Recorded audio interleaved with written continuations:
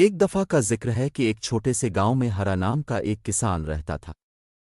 ہریے کے قریب ایک بڑا فارم تھا جس میں وہ مختلف قسم کے پھل اور سبزیاں اگاتا تھا۔ گاؤں کے بچے اس کے کھیتوں میں دیکھنے اور کھیلنے کے لیے آتے تھے، اور ہریے انہیں مضحکہ خیز کہانیاں سنا کر ہمیشہ خوش کرتا تھا۔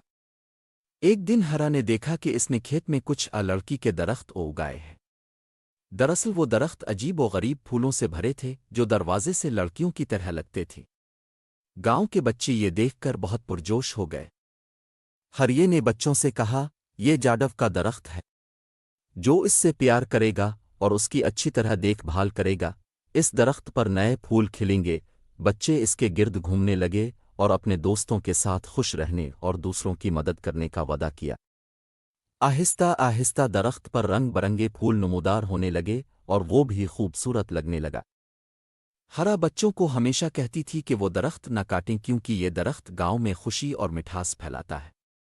گاؤں کے لوگ بھی اس درخت کی کہانیاں سننے لگے اور آپس میں لازوال دوستی اور محبت کا جذبہ پروان چڑھا۔ آخر کار وہ درخت گاؤں کے تمام لوگوں میں محبت اور خوشی کی علامت بن گیا۔ ہرا اور گاؤں کے بچوں نے مل کر ہر سال درخت کے گرد رنگ برنگے پھول لگائے اور ایک نیا تہوار منایا۔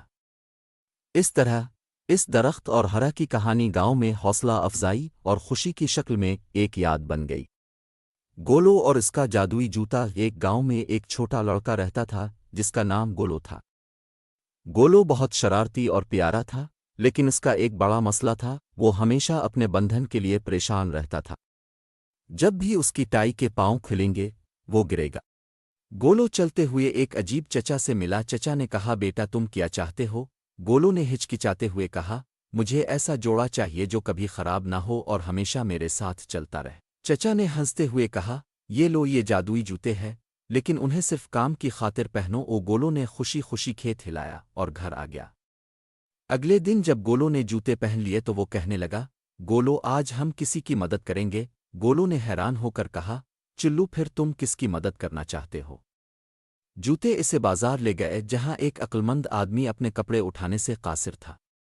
گولو نے فوراً اس کی مدد کی اور بدھا نے اسے آشیرواد دیا۔